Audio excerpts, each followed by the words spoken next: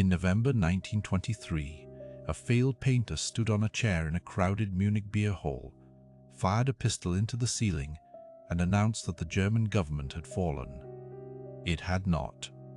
The hall smelled of smoke and spilled beer, and for a few hours the plotters believed their own story.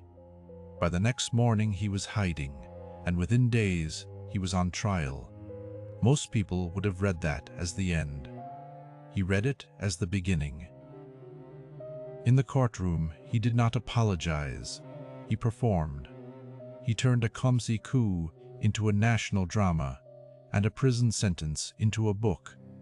That strange alchemy, turning humiliation into fuel, is the first real clue to the man and to the pattern he would ride all the way into a world war. The man was Adolf Hitler. We usually describe him as a dictator, an ideologue, a mass murderer. All true. But there is another lens that makes the contradictions make sense. He was, in the language of psychology, a malignant narcissist. A person whose self is both enormous and impossibly fragile. If narcissism were a video game, he was not a mid-level enemy. He was the final boss, because he combined every mechanic of the disorder into one body: grandiosity, victimhood, splitting, and collapse. The old myth says Narcissus drowned staring at his own reflection. Hitler's version was stranger. He did not want to stare alone. He needed the whole world to become the reflection. Start with the wound. As a young man, Hitler wanted to be an artist. The Academy of Fine Arts in Vienna rejected him twice. He spent years drifting through men's shelters and rented rooms, selling small paintings, and blaming the world for not recognizing him. The ordinary response to rejection is grief, then adjustment. The narcissistic response is different. The failure is too painful to hold, so it gets turned outward. I was not rejected, the mind seems to say. The world is too blind to see me. That single refusal to metabolize shame is the engine under everything that followed. Here is what most people get wrong about narcissism. It is not self-love. It is self-injury that is never healed. A person with healthy self-worth can lose and still remain themselves. A narcissist cannot, because their worth is not stored safely inside. It is borrowed from attention, admiration, and victory. Imagine a bucket with a hole in the bottom. Applause pours in and quickly drains out, so the person needs another crowd, another win, another mirror. When the mirror says no, the bucket does not just sit empty. It burns. That burning has a name: narcissistic injury. And it usually arrives as rage, blame, or a new delusion of persecution. Watch what happens when a person who needs admiration meets a small failure. Two people lose the same job. The first feels the blow, updates a plan, and asks what went wrong. The second feels a burning rush and spends the night composing a story in which a jealous rival destroyed them. The facts are identical. The difference is that the first self can hold the wound. The second self must export it. That is the engine in miniature. Now apply that to a country. After World War I, Germany did not merely lose, it was humiliated.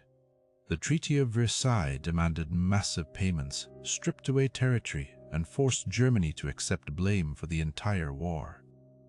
Then came the inflation of 1923, when money became so worthless that people burned banknotes for heat because paper was cheaper than firewood. A whole society experienced what a narcissist experiences. The world stopped reflecting its greatness back. Shame was everywhere. Hitler walked into that shame with an extraordinary offer. He said, "Your suffering is not your fault. It is a crime done to you by traitors and foreigners. You are not weak.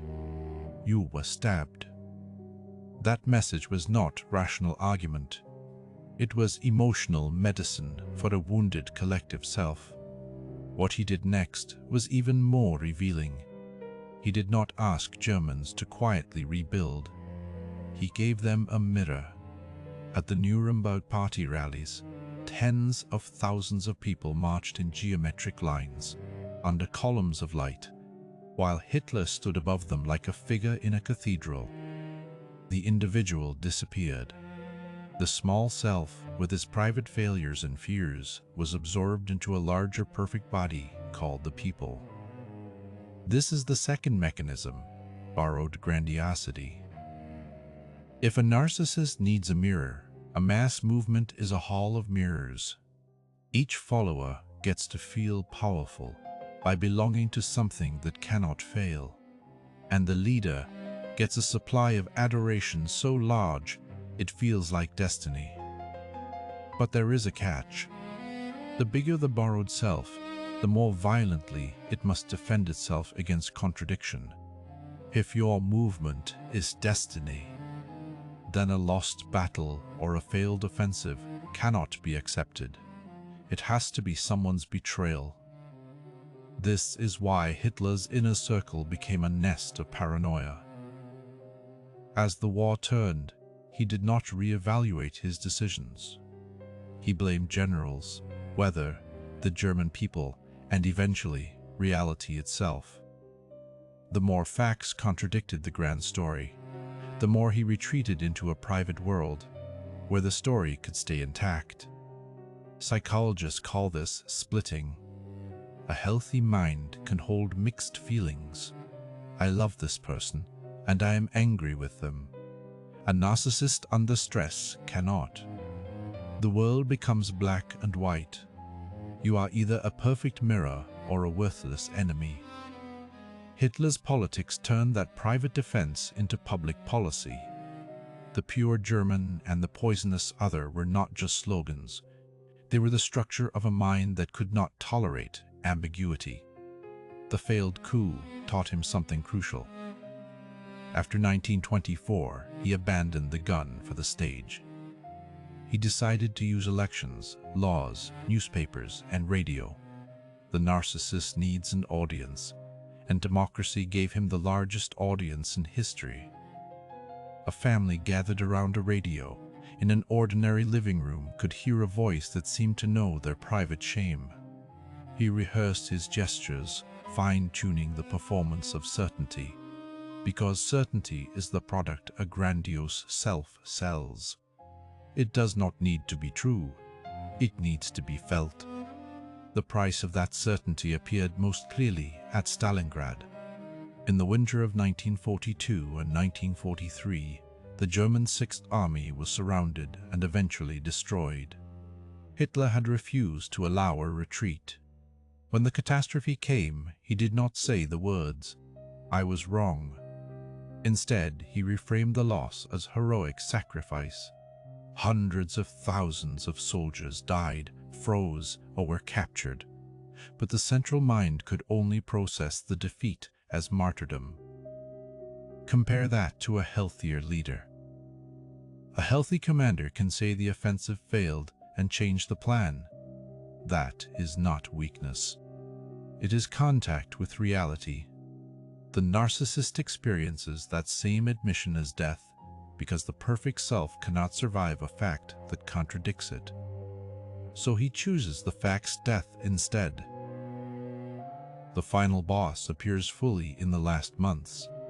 In March 1945, as Allied armies pushed into Germany, Hitler issued an order known as the Nero Decree. It commanded the destruction of German railways, bridges, factories, and food supplies. If the German people could not win, he reasoned, they did not deserve to survive. This is narcissistic collapse. When the grandiose self is finally cornered by reality, it does not make peace. It flips into nihilism. If I cannot be the savior, then everything must burn. Then, the bunker. In April 1945, with Berlin surrounded, Hitler dictated a final political testament. He blamed the war on others, blamed the German people for being too weak, and then ended his own life. Even at the end, there was no reflection, no admission, no grief for the millions dead. There was only the final split, a pure self, betrayed by an unworthy world. He had spent his life avoiding the wound that started in Vienna. In the end, he destroyed everything around him to keep from looking at it. What does this mean for us? The point is not that every narcissist is a Hitler. Most are not dangerous on that scale. But the pattern is recognizable in smaller forms. The person who cannot apologize, the leader who turns any failure into a conspiracy, the group that needs an enemy to feel whole. The mechanism is the same. When self-worth is built on borrowed admiration, any contradiction becomes a threat. The response is not correction, it is escalation. The bucket must be filled or the world must be punished. So why call him the final boss? Because he did not have one narcissistic trait. He had all of them, and he had an industrial state to amplify them. Grandiosity allowed him to promise a 1,000-year Reich. Victimhood allowed him to turn a defeated country into a righteous avenger. Splitting allowed him to divide the world into the pure and the disposable. And narcissistic collapse made him burn the board when he could not win. Each of those patterns exists in daily life. Hitler just had the power to scale them up until they became a world war and a genocide. Perhaps the most chilling part is that he was not a cartoon villain. He was a human being who chose, again and again, the same emotional escape. And millions followed him because he offered an escape from their own shame. That does not excuse anyone. It explains why the machinery worked. A story that says you are perfect and they are to blame is always seductive because it removes the pain of self-examination. But it does so by pushing the pain onto someone else. Eventually, the someone else becomes a person, a minority, a nation. And eventually the bill comes due in blood. There is a practical lesson here, a quiet one. Healthy self-worth is not the same as pride. It can say, I was wrong, without collapsing. It can lose without needing to burn the scoreboard. The opposite of narcissism is not low self-esteem. It is a self that can hold disappointment and still remain connected to reality. When you hear someone who can never admit fault, who turns every setback into betrayal, who needs an enemy to explain their suffering, you are hearing the same engine that fired the beer hall in 1923. The scale is different. The grammar is the same. In the end, the final boss was not defeated by a better slogan. He was defeated by reality. The Allied armies did not win because they were pure. They won, in large part, because they could adapt to facts. Hitler could not. And that is the one weakness inside the grandiose self. It cannot learn. The moment you cannot revise yourself, you have already lost the longer war. The story of Hitler is, in part, a warning about what happens when a wound refuses to heal and finds an army. It is also a reminder that the ordinary capacity to say, I was wrong, is not weakness. It may be the quietest form of survival.